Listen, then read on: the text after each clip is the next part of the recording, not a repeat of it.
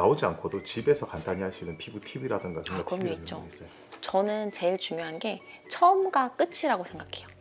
자, 처음이라고 하면 클렌징. 클렌징을 어떤 클렌저로 어떻게 클렌징 하느냐에 따라 피부가 받아들이는 속도가 달라져요. 원하는 피부를 만들려면은 내 피부 타입을 일단 제대로 알아야 돼요. 건조한지 지성인지 그 두 개만 좀 잘 알아내도 내가 클렌저를 찾는데 어렵지 않아요. 저는 개인적으로 젤 클렌저, 젤 타입 클렌저나 아니면 클렌징 세럼, 클렌징 세럼이라고 해서 요즘 많이 나오고 있어요. 그래서 전혀 자극적이지 않고 폼을 냈을 때 이제 거품을 많이 내게 되면은 자극이 덜해요. 그래서 이제 폼 타입들이 나오기 시작했어요. 근데 폼 타입 중에서도 이게 세정력이 강한 친구들은 피부가 오히려 더 건조하게 말려버리다 보니까 오늘 저는 젤을 쓰는 걸 추천드려요. 세정이 강하다고 다 좋은 건 아니군요. 그렇죠. 세정이 너무 강하다 보면은 각질층을 다 떨어뜨려내요. 각질을 너무 제거한다고 해서 다 좋진 않아요. 근데 갑자기 내가 건조한데 하얗게 떠요. 그렇다고 해서 각질 정리를 하면 안 됩니다. 더 건조해져요. 그래서 수분감을 오히려 더 많이, 2배로. 끝은 이제 보습 크림이라든지 재생 크림이라든지 크림류를 발라주는 게 좋아요. 그 중간에 이제 앰플이 들어가잖아요. 근데 요즘 분들이 제가 요즘 홈케어를 체크를 하거든요. 저희는 홈케어 코칭을 해드리기 때문에 클렌저를 쓰고요. 앰플을 쓰고 크림을 바르고 로션을 바르고 크림을 발라요.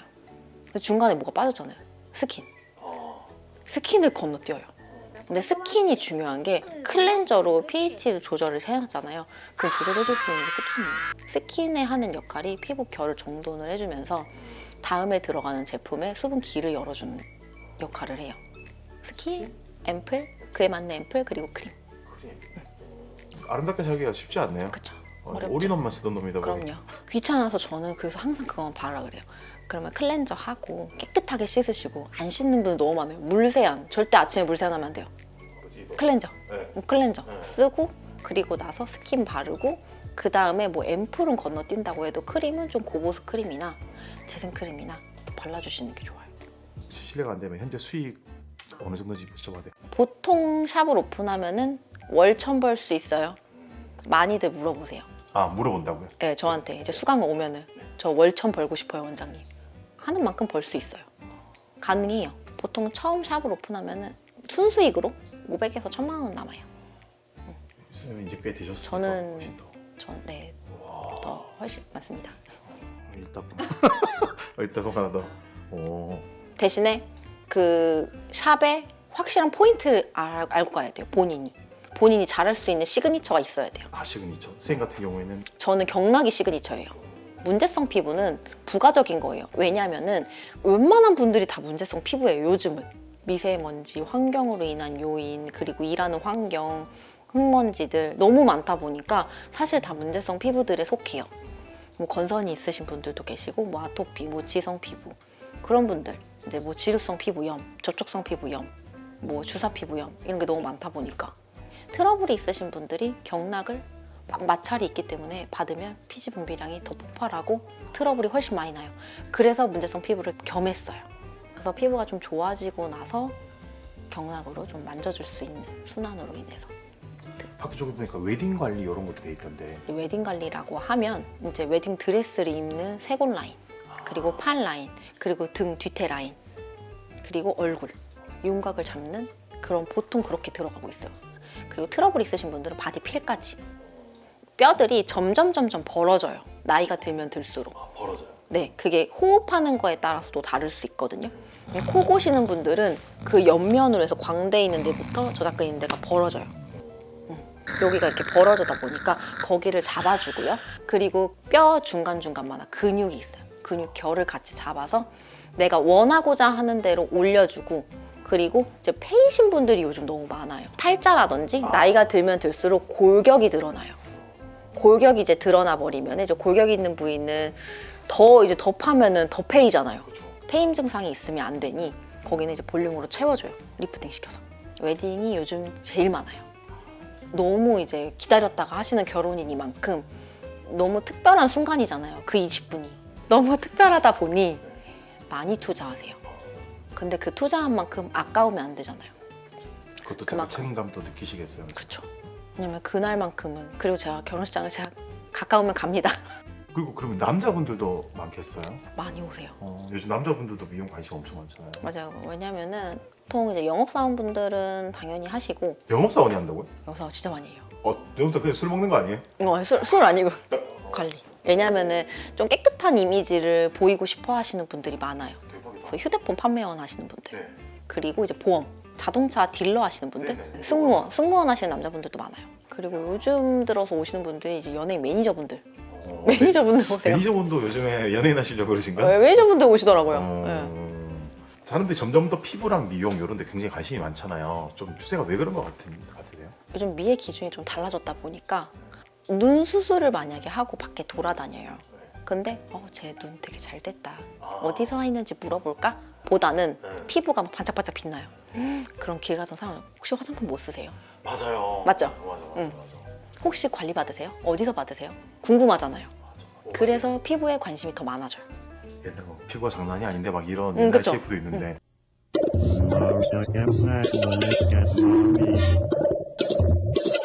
피부가 장난이 아닌데. 그러네 젊은 친구들 보니까 피부가 되게 좋은 사람이 많은 것 같아요. 이게 관리실만 다닌다고 해서 잘 되는 건 아니에요. 홈케어를 꼭 잘해줘야 돼요. 일주일에 한 번 받고 그렇게 좋아진다?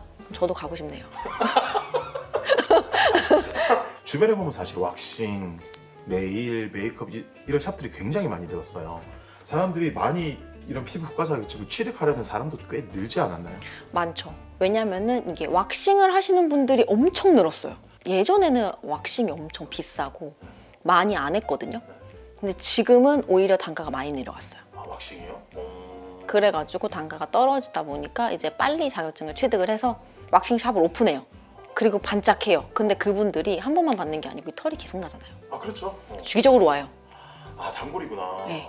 근데 이제 왁싱도 제가 이제 넣었어요. 근데 너무 힘들어서 못 하겠더라고요. 저희 고객님들은 이제 필요하면 제가 이제 해드리는 수준으로 하고 있어요. 이쪽으로도 직업을 많이 진료하려고 하는 친구들이 좀 많으면 시험 뭐 이런 자격증 수요 이런 것도 많이 늘어나고 좀 그렇지 않아요? 그렇죠. 그래서 이제 학원을 많이 등록을 하시더라고요. 뒤늦게라도 따서 하고 싶어 하시는 분들이 많기 때문에 사실 이 뷰티 업종이 연령대가 제한이 없어요. 그러니까 나이가 많으신 분들이 만약에 처음 오픈을 해도 경력이 많아 보여요. 근데 어린 분들이 이제 오픈을 하면은 오히려 또 너 경력 없는 거 아니야? 라고 의심을 해요. 그래서 저도 약간 그런 곤욕도 좀 많이 겪고 전 일찍 시작했다 보니까 그래서 그런 게 좀 있었던 것 같아요. 좀 궁금한 게 뭐 마스터 이렇게 됐는데 마스터는 그레이드가 또 따로 있는 거예요? 그레이드라는 게 아니고 저기 이제 협회들이 있어요. 미용도 미용 협회들이 있는데 이제 거기서 이제 주는 이제 그런 자격증들이에요. 강사 자격증이라든지 이제 그렇게 해서 이제 수강을 할 수 있는 그런 자격증들을 줍니다. 저희 샵에서 보통 수강을 하고요.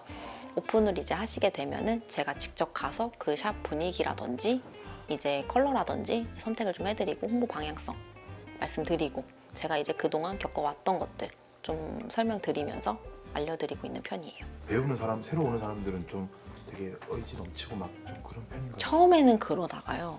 이게 의지가 확 죽어요. 왜냐면 하다가 안 되니까.